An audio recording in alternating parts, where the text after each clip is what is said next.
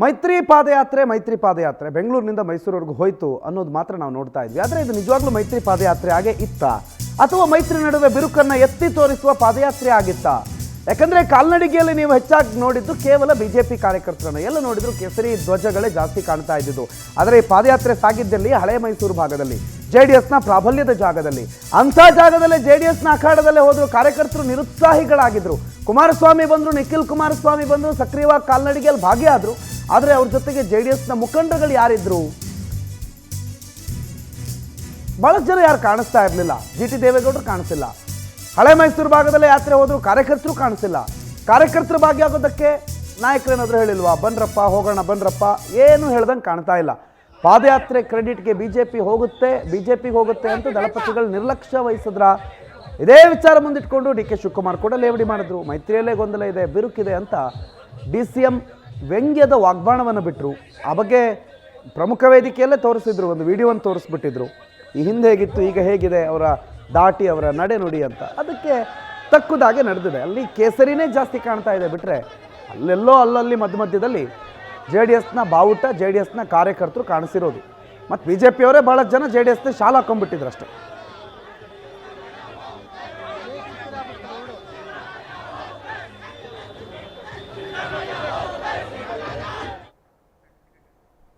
ನೋಡಿ, ಈ ದೃಶ್ಯವನ್ನೇ ನೋಡಿ, ನೀವೀಗ ನಿಮ್ಮ TV ಸ್ಕ್ರೀನಲ್ಲಿ ಕಾಣ್ತಾ ಇರೋ ದೃಶ್ಯನೇ ನೋಡಿ. ನಾವೇನು ಟಾರ್ಗೆಟ್ ಮಾಡಿ BJPಯವರು ಜಾಸ್ತಿ ಇರೋ ಕಡೆ ತೋರಿಸಿದ್ದಲ್ಲ. ಇದು ಪ್ರಮುಖವಾಗಿ ನಾಯಕರುಗಳು ಕೇಂದ್ರವಾಗಿ ನಡ್ಕೊಂಡು ಹೋಗ್ತಾ ಇರೋದು. ಅಲ್ಲಿ ದೊಡ್ಡ ದೊಡ್ಡ ನಾಯಕರೆಲ್ಲ ಮಿಡ್ಲಲ್ಲಿದ್ದಾರೆ. ಅವರ ಸುತ್ತಮುತ್ತ ಇರುವಂಥ ಕಾರ್ಯಕರ್ತರುಗಳ ಸಂಖ್ಯೆ ನೋಡಿದ್ರೆ ಅಲ್ಲಿ BJP ಬಣ್ಣ ಜಾಸ್ತಿ ಕಾಣ್ತಾ ಇದೆಯಾ ಅಥವಾ JDSನ ಬಣ್ಣ ಜಾಸ್ತಿ ಕಾಣ್ತಾ ಇದೆಯಾ ಅನ್ನೋದು ನೀವೇ ಹೇಳಿ. ಇದು ಈ ಪಾದಯಾತ್ರೆ ನಡೆದಿರೋದು ಎಲ್ಲಿ ಗೊತ್ತಾ? ಕರ್ನಾಟಕ, ದಕ್ಷಿಣ ಕರ್ನಾಟಕದಲ್ಲಲ್ಲ, ಉಡುಪಿ ಚಿಕ್ಕಮಗಳೂರು ಭಾಗದಲ್ಲಲ್ಲ, BJPಯ ಪ್ರಾಬಲ್ಯ ಇರೋ ಜಾಗದಲ್ಲಲ್ಲ. ಇದು ನಡೆದಿರೋದು ಹಳೆ ಮೈಸೂರು ಭಾಗದಲ್ಲಿ. JDSನ ಭದ್ರಕೋಟೆ ಅಂತ ಕರೆಸ್ಕೊಳ್ಳುವ ಹಳೆ ಮೈಸೂರು ಭಾಗದಲ್ಲೇ JDSನ ಕಾರ್ಯಕರ್ತರುಗಳ ಉತ್ಸಾಹ ಈ ಪಾದಯಾತ್ರೆಗೆ ಎಷ್ಟಿತ್ತು ಅನ್ನೋದು ನೀವು ಭಾಳ ಸ್ಪಷ್ಟವಾಗಿ ನೋಡ್ಬೋದು. ಹಾಗಾಗಿ ಈ ಮೈತ್ರಿ ಕೇವಲ ನಾಯಕರ ಮಟ್ಟದ ಮೈತ್ರಿ ಮಾತ್ರ, ಇದು ಕಾರ್ಯಕರ್ತರ ಮಟ್ಟದ ಮೈತ್ರಿ ಅಲ್ಲ ಅನ್ನೋ ರೀತಿಯ ದೃಶ್ಯಗಳನ್ನು ಸ್ವತಃ ಪಾದಯಾತ್ರೆ ಮಾಡೋದ್ರ ಮುಖಾಂತರ ಈ ಮೈತ್ರಿ ನಾಯಕರೇ ತೋರಿಸ್ದಂಗೆ ಕಾಣ್ತಾ ಇದೆ. DCM ಇದೇ ವಿಚಾರವನ್ನು ಇಟ್ಕೊಂಡು ವ್ಯಂಗ್ಯ ಮಾಡಿದ್ದಾರೆ, ವಾಗ್ಬಾಣ ಬಿಟ್ಟಿದ್ದಾರೆ. ಈಗ ನೋಡಿ, ಕಾಲ್ ಕಟ್ಟಿ ಕೈ ಕೊಟ್ಟಿ ಬ್ಲಾಕ್ ಮೇಲ್ ಮಾಡಿದವ್ರನ್ನ ಹೋಗಿ ಕಾಲ್ ಕಟ್ಕೊಂಡು ತಿರ್ಗಾಕ್ ಕರ್ಕೊಂಡ್ಬಂದು ಯಾಕೆ ದಳದವ್ರು ಒಬ್ರು ಇಡೀ ಒಕ್ಕಲಿಗ ಬೀಳ್ತಾನೆ? ಎಲ್ಲಿದ್ರು ದಳದವರು? ಕಾರ್ಯಕರ್ತರು ಎಲ್ಲಿದ್ರು ಹೇಳ್ರಿ? ಲೀಡರ್ಗಳು ಬಂದು 3-4 ಜನ ನಿಂತ್ಕೊಂಡು ಫೋಟೋ ಮಾಡಿ ನಿಮ್ ಟಿವಿಗೆ ಉತ್ತರ ಕೊಟ್ಟು ಬಿಟ್ರು. ಯಾವ ದಳದ ಕಾರ್ಯಕರ್ತರು ಇದ್ರು ಹೇಳಿ? ಮಂಡ್ಯಲ್ಲಿ ಎಲ್ಲಿದ್ರು, ಮದ್ದೂರಲ್ಲಿ ಎಲ್ಲಿದ್ರು, ರಾಮನಗರದಲ್ಲಿ ಎಲ್ಲಿದ್ರು, ಬಿಡದಿಲ್ ಎಲ್ಲಿದ್ರು, ಶ್ರೀರಂಗಪಟ್ಟಣದಲ್ಲಿ ಎಲ್ಲಿದ್ರು? ಇದ್ರು. BJP ಅವ್ರು ಹೊರಗಡೆಯಿಂದ ಬಂದವರು ಒಂದಷ್ಟು ಜನ ಇದ್ರು. ಒಂದು 10% ದಳದವ್ರು ಇದ್ರು, 90% BJP ಇದ್ರು. ದಿನ ಮಾಡ್ಲಿರಿ, ಇನ್ನ 365 ದಿನ ಮಾಡ್ಲಿ. ಈಗ ನೋಡಿ, ಕಾಲ್ ಕಟ್ಟಿ ಕೈ ಕೊಟ್ಟಿ. ರೂಪೇಶ್ ಈ ಬಗ್ಗೆ ಹೆಚ್ಚಿನ ಮಾಹಿತಿಯನ್ನು ಕೊಡ್ತಾರೆ, ನೇರ ಸಂಪರ್ಕದಲ್ಲಿ ಜಾಯ್ನ್ ಆಗಿದ್ದಾರೆ. ರೂಪೇಶ್, ನಾವು ಈ ಪಾದಯಾತ್ರೆ ಆರಂಭ ಸಂದರ್ಭದಲ್ಲೇ ಮಾತನಾಡಿದ್ರು, ಹಳೆ ಮೈಸೂರು ಭಾಗದ ಪಾದಯಾತ್ರೆ ಇದು. ಇದರಲ್ಲಿ BJPಯವರಿಗಿಂತ JDSನವರೇ ಜಾಸ್ತಿ ಕಾಣ್ತಾರೆ. ಯಾಕಂದರೆ ಅವರಿಗೆ ಪ್ರಾಬಲ್ಯವನ್ನು ಮೆರೆಯುವ ಒಂದು ಅವಕಾಶ ಇದೆ ಮತ್ತು ಇಲ್ಲಿ JDSನವ್ರನ್ನ ಬಿಟ್ಟು BJPಯವರು ಮುಂದೆ ಹೋಗೋದಕ್ಕಾಗೋದಿಲ್ಲ ಅನ್ನೋ ಮಾತುಗಳನ್ನೆಲ್ಲ ಆಡಿದ್ವಿ. ಆದರೆ ಪಾದಯಾತ್ರೆ ಮುಗೀತು. ಈಗ ನೋಡಿದ್ರೆ ಅಲ್ಲಿ BJPಯವರ ಸಂಖ್ಯೆನೇ ಜಾಸ್ತಿ. JDSನ ಕಾರ್ಯಕರ್ತರಂತೂ ಆ ಕಡೆ ಮುಖ ಹಾಕಿಲ್ಲ, ನಾಯಕರು ಕೆಲವರು ಆ ಕಡೆ ಮುಖ ಹಾಕಿ ಬಲಗೇ ಇಲ್ಲ. ಏನು ಇದು BJPಯ ಪಾದಯಾತ್ರೆನಾ ಅಥವಾ ಮೈತ್ರಿ ಪಾದಯಾತ್ರೆನಾ? ಪ್ರಣೋತ್, ಆ ದೃಶ್ಯವನ್ನು ನೋಡಿದಾಗ ಅಥವಾ ಪಾದಯಾತ್ರೆ ಸಾಗಿ ಬಂದ ದಾರಿಯನ್ನು ನೋಡಿದಾಗ ಡೌಟ್ ಬರೋದು ಸಹಜನೇ. ಯಾಕಂತ ಹೇಳಿದ್ರೆ ಮೊದಲೇದಾಗಿ BJP ಪಾದಯಾತ್ರೆ ಮಾಡಬೇಕು ಅಂತೇಳಿ ನಿರ್ಧಾರ ಮಾಡಿತು. ಇದಕ್ಕೆ JDS ಬೆಂಬಲವನ್ನ ಕೇರ್ತು. JDS ಬೆಂಬಲ ಮೊದಲೇದಾಗಿ ಒಂದಿಷ್ಟು ಕಾರಣಗಳಿಗೋಸ್ಕರ JDS ಕೋರ್ ಕಮಿಟಿ ನಿರ್ಧಾರ ಮಾಡಿತು.